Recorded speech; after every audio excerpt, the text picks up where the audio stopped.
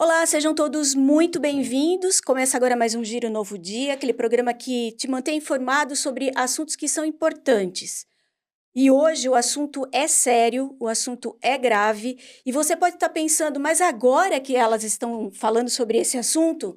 Sim, porque é um assunto que tem que ser dito sempre, que é o dia 18 de maio, considerado o Dia Nacional de Combate à Violência ou Abuso à Criança e Adolescente. Por que a gente está falando agora? Porque é o que eu estou dizendo, a gente tem que falar sempre sobre esse assunto e cada vez mais para a gente ter esperança de viver dias melhores. Por isso eu estou recebendo aqui uma pessoa que conhece muito bem o que é essa realidade, foi conselheira tutelar por muito tempo, que é a Kelly Galbieri.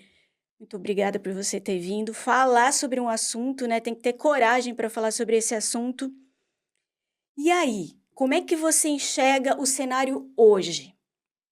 Bom, primeiramente, bom dia, Márcia. Um orgulho, né? Uma honra estar aqui falando sobre um tema que, apesar de eu já ter saído do Conselho Tutelar há algum tempo, a gente sempre diz que quem foi conselheira tutelar vai morrer conselheira tutelar. Você não consegue ver uma situação acontecendo e falar, olha, já não me pertence mais, né? Uhum. Então, a gente procura, sei lá, tentar melhorar a situação de todas as crianças e adolescentes aqui da cidade, né? Olha, o cenário é triste, né? Infelizmente, a gente sabe que os números só aumentam.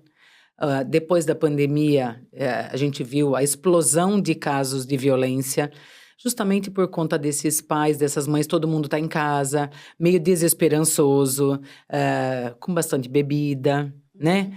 E não tinha para onde ir, não tinha o que fazer, e aí, geralmente esses homens, geralmente são homens mesmo, acabavam praticando algum tipo de violência contra as crianças e adolescentes em casa. E a violência sexual aumentou demais, demais. Vocês conseguem, chegar a uma conclusão ou conseguir apontar alguns dos fatores que contribuem para isso?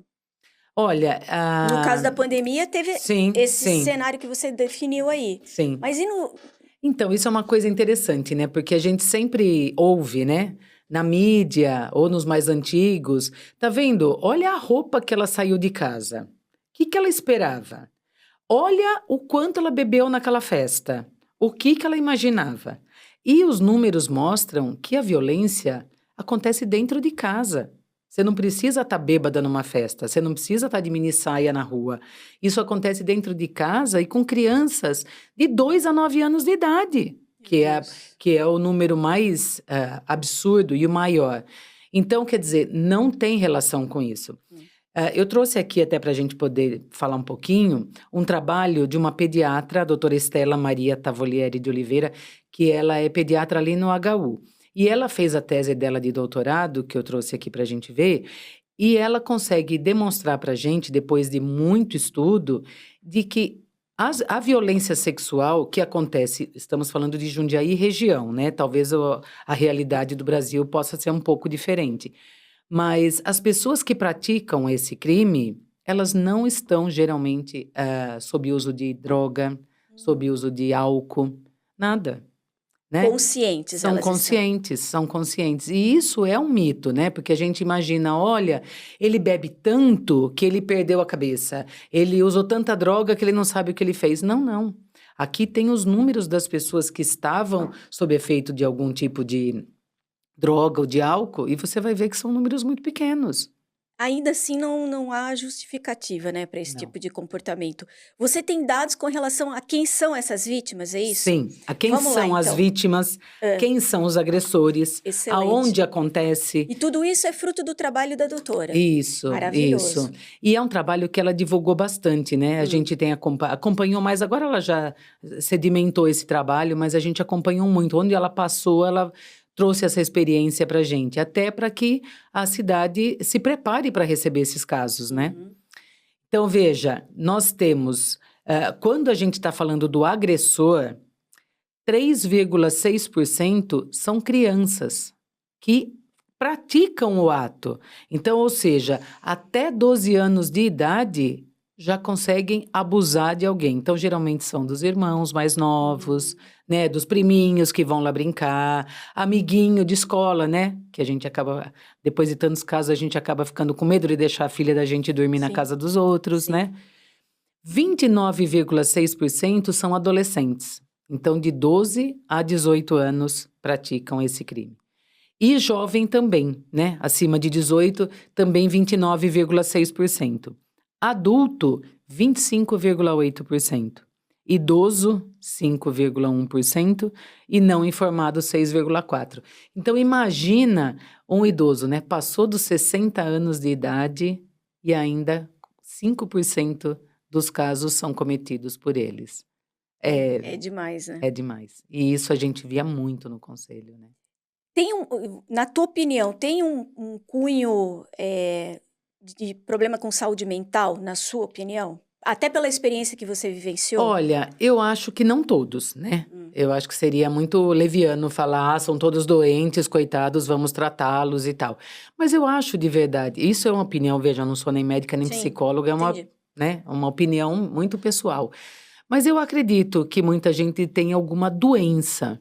Porque quando você fala que uma pessoa abusou de uma jovem, de uma mulher bonita, uma mulher. Você entende a pessoa sentir algum desejo, mas quando fala de algum bebê, eu não consigo imaginar você sentir desejo. Se você sente, é porque você tem algum problema, porque Óbvio. você não está vendo nada que te chame atenção. Veja, não é uma justificativa para abusar de adultos, Claro, né? claro. Mas quando a gente vê uma pessoa muito bonita, é alguma coisa que te chama atenção. Agora, você realmente olhar para um bebê e voltar a olhar pensando sexualmente naquela criança, para mim, não consigo entender como só sem vergonhice, entendeu? Sim. Mas doença mesmo. Lembrando que está em vigor aí uma campanha encabeçada pela Denise Fraga e a Fátima Bernardes, que é muito legal, muito chocante, mas que vale a pena a gente assistir, porque faz esse alerta com relação às crianças que ficam em casa e por muitas vezes dão sinais de que alguma coisa não está certa. No teu período ali no Conselho Tutelar, você viu muito disso acontecer?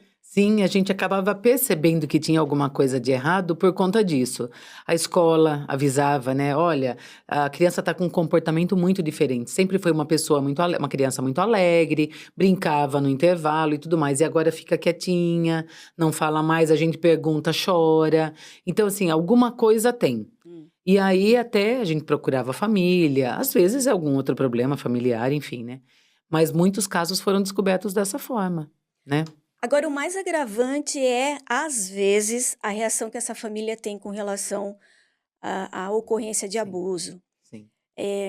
Como é que a gente consegue ajudar essa família? Ou o que pode ser feito para que essa família esteja alerta, né, e entenda a gravidade do problema? Eu acho, Márcia, que a rede de apoio, né, é essencial em todos os casos, né? Do mais simples ao mais grave. Quando você vê uma pessoa que está se separando, se ela não tem uma rede de apoio, ela deprime. Se você vê uma pessoa deprimida, se ela não tem rede de apoio, ela tenta suicídio. Enfim, sempre tem uma consequência, né?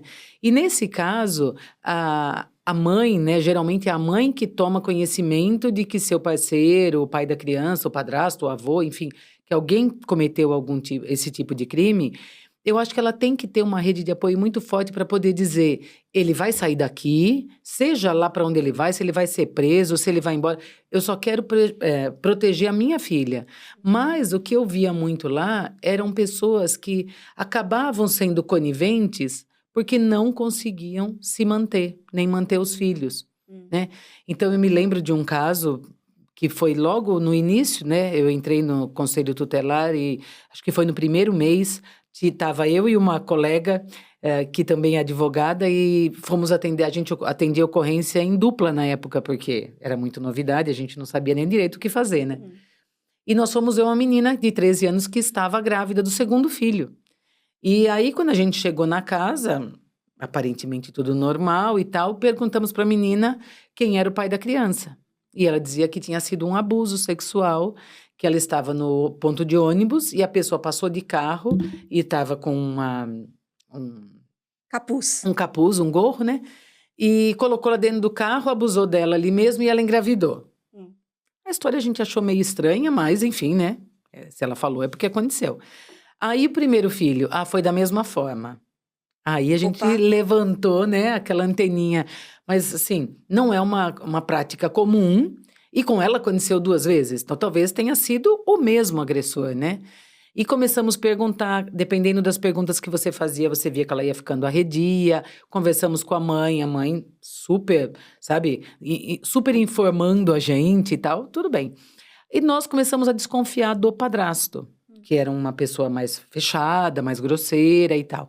E pedimos o exame de DNA das 2 crianças.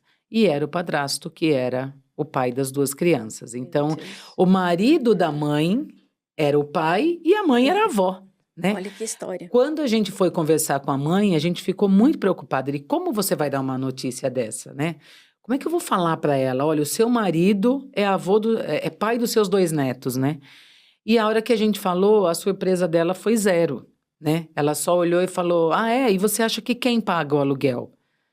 Então, naquele momento, você fala: "Caramba, em nome do aluguel, tudo bem, não vou dizer que é fácil não ter como pagar o aluguel, não ter para onde ir e tudo mais, mas você está deixando a sua filha, você está entregando a sua filha em troca do aluguel. Então, esse tipo de conivência, ela é tão criminosa quanto ele, Sim. né? Então, é muito, muito complicado para a gente acompanhar isso. Agora, a gente está falando aqui da dependência econômica, mas também tem a dependência emocional, né? Que Tem, também é complicado, porque às vezes a mulher ela nem consegue identificar que ela é dependente emocional. sim, Aí é mais difícil de sim. alertar? Sem dúvida. Nós temos casos, um aqui, por exemplo, que a gente está acompanhando, que o avô abusou da neta. E aí, quando ele acabou na delegacia e tudo mais, a fala dele é que a menina estava se oferecendo para ele. E a esposa acredita nessa história. Coitado, ele já está velho. E aí vem uma menina toda novinha, bonitinha, vem se oferecer. Então, para ela, a criminosa é a menina e não ela. Veja a dependência emocional que ela deve ter desse. Tudo bem que já são idosos, né? Ela nunca deve ter trabalhado. A vida dela, acho que meio que Sim, confunde. se confunde com a dele, né? Mas ela não consegue enxergar, né? É porque a gente olhando de fora, e claro que a gente não está querendo julgar aqui, mas nada justifica, né, Kelly? Nada, nada. Nem, nem o fato dessa pessoa ser uma pessoa boa, às vezes, e pode ser, por que não? A questão financeira, nada justifica o ato em si. Nada. Você tem mais números? Tenho sim. Primeiro, a gente vai falar do agressor. Veja que 80,3% não estavam usando álcool na hora do abuso. Então, nós temos aí menos de 20% que tinha bebido. O resto foi consciente. 88,3% não estavam sob efeito de droga na hora do abuso. Então, veja, nós temos menos de 12% de quem usou droga. Então, isso também já te prova de que não é na festa, não é com adulto, nem nada disso, né? 64% tinha contato com a vítima. Então, a vítima confiava nessa pessoa. Sim, com certeza. E 18,4% foi o pai ou foi a mãe. Aqui em Jundiaí existe uma rede? Como é que é? Sim, Como é que está? sim. Aqui em Jundiaí é uma cidade, graças a Deus, que se preocupa muito com isso. Nós temos uma lei de 2017, a 14341, que trata da escuta especializada. E Jundiaí foi uma das primeiras cidades do Brasil a implantar a lei, porque ela foi sancionada em 2017, ela tinha 1 ano para ser implementada. Então, nós temos hoje, num espaço anexo lá do HU, no Ambulatório de Saúde da Mulher, nós temos um espaço onde tem uma psicóloga, uma assistente social, que faz a escuta dessas crianças e adolescentes que são vítimas de violência. Na maioria dos casos são de violência sexual, até porque a violência física, a gente não entende que é violência física, né?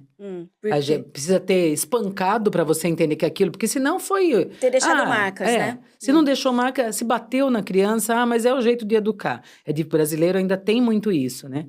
A violência psicológica que a gente nem como adulto, às vezes não percebe que está sofrendo, imagina uma criança, mas a violência sexual em todos os casos. Então, se uma criança ou um adolescente fala na escola, fala para a vizinha, fala em qualquer lugar, olha, aconteceu não precisa dar tantos detalhes nem nada. Comentou com a pessoa encaminha essa criança para essa escuta especializada e essa profissional vai fazer um relatório, um laudo do que ela ouviu. Então, a criança não precisa mais contar na escola, depois ela vai lá para o conselho tutelar, ela conta de novo. Aí ela vai para a delegacia, ela conta de novo. Aí ela vai no IML, ela conta de novo. Aí ela vai tomar os medicamentos necessários no HU, conta de novo. Era uma revitimização violenta, né? Hoje é esse papel, esse laudo que a psicóloga faz que fica rodando. Então, a criança fala uma única vez. E se ela quiser. Sim. E lá também deve ser encaminhado a suspeita de abuso, né? Porque, às vezes, você tá vendo que tem alguma coisa esquisita, mas ela não vai ter como me contar. Eu não tenho essa afinidade com ela para ela se abrir. Então, eu encaminho para uma pessoa experiente, como a Maria Ângela, que trabalha lá no HU. E, às vezes, ali mesmo, ela já pede para que a médica pediatra faça algum exame, veja a situação da criança, né? Você acha que o fator social, econômico não precisa nem dizer, pelas histórias, mas o fator social, ele interfere quando você traça o perfil desse... Então, eu vou te mostrar até a conclusão dessa médica para você ver que não. O que acontece é que quando a classe é mais baixa, as denúncias aparecem mais, né? Como sempre, né?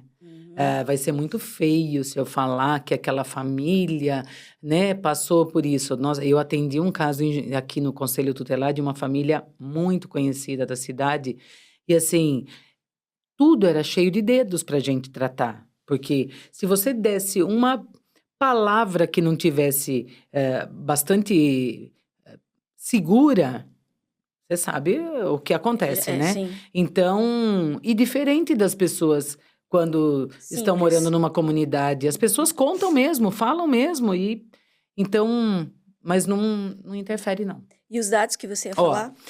A vítima, se a gente for pensar, quem sofre violência sexual, 76,7% são meninas, sexo feminino, e 23,3% são do sexo masculino.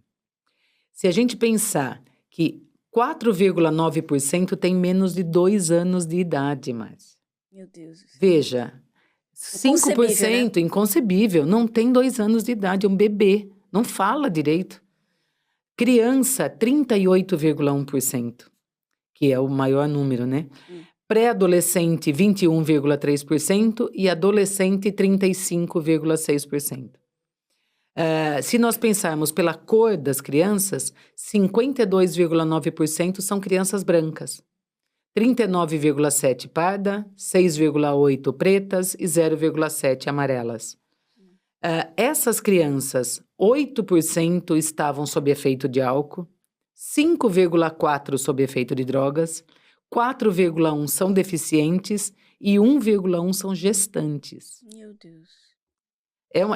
Só piora. Só piora. E ela também conseguiu ver pra gente onde essa violência acontece. 58,9% acontece em casa.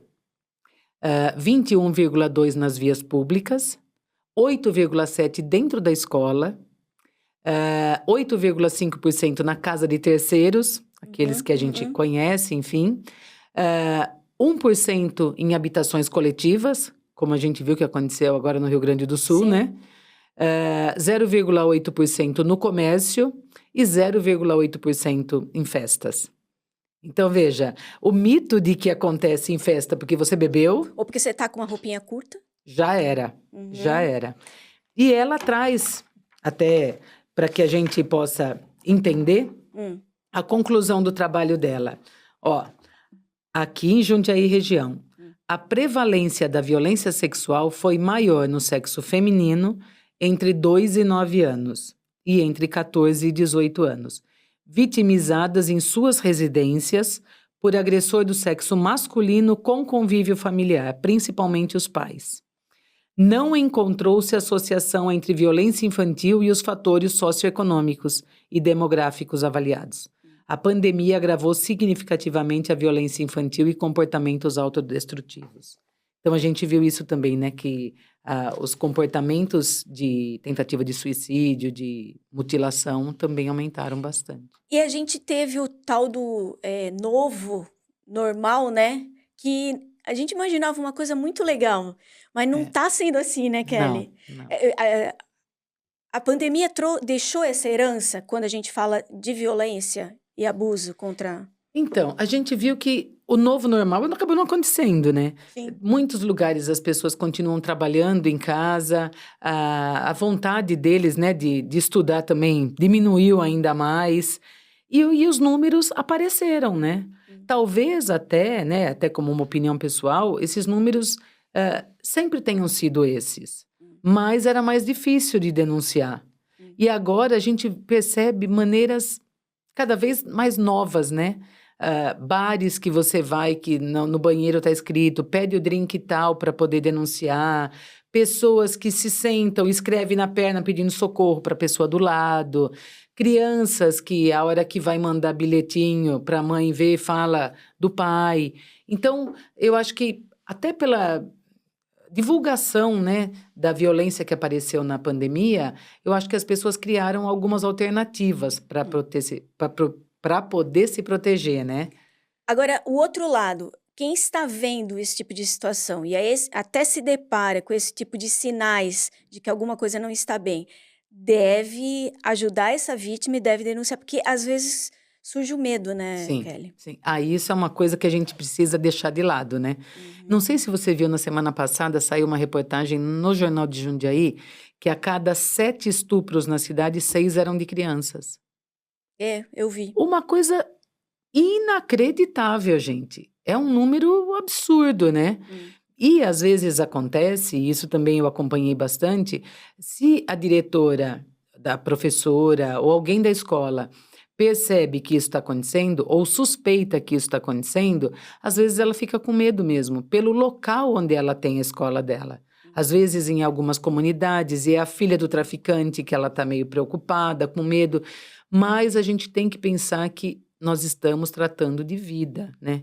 O que essa criança sofre é uma coisa que vai ser para o resto da vida, né? Então, se ela puder, a diretora, ainda que seja de uma maneira informal, sem aparecer, liga no conselho tutelar, né? Faça uma denúncia dizendo aquela criança e tal, sem se identificar. Mas alguém precisa ter um olhar para essa criança, senão ela vai continuar sendo vítima a vida toda, né? Claro, com certeza. A gente está entrando na reta final desse programa. Eu queria, antes de mais nada, passar alguns números aqui, que são Brasil e são mundo. O que significa dizer que esse tipo de crime ocorre no mundo todo. Claro que o Brasil é o segundo país que mais registra casos, inclusive de exploração infantil, que é muito pior, que daí a gente já está falando de outra coisa, né, Kelly? Mas olha, veja bem, a cada hora 3 crianças são vítimas de abuso sexual. Além disso, mais de 60% dessas vítimas têm até 13 anos, que é o que a Kelly falou. Mas isso também acontece no Brasil todo. No mundo, estima-se que 120 milhões de meninas com menos de 20 anos já foram forçadas a fazer sexo. Então, é um problema mundial. E eu queria saber de você o seguinte: por onde você acha que deveria ou deve começar a combater esse problema? Agora, eu acho que eu vou apanhar dos telespectadores, né? Porque eu tenho uma visão que não coincide com muita gente, mas eu acho que isso tem que ser falado dentro da escola, sabe? Eu acho que sexualidade tem que ser falado na escola. A gente querer fazer de conta que, minha filha tem só 12 anos, ela não pode ouvir ainda sobre isso.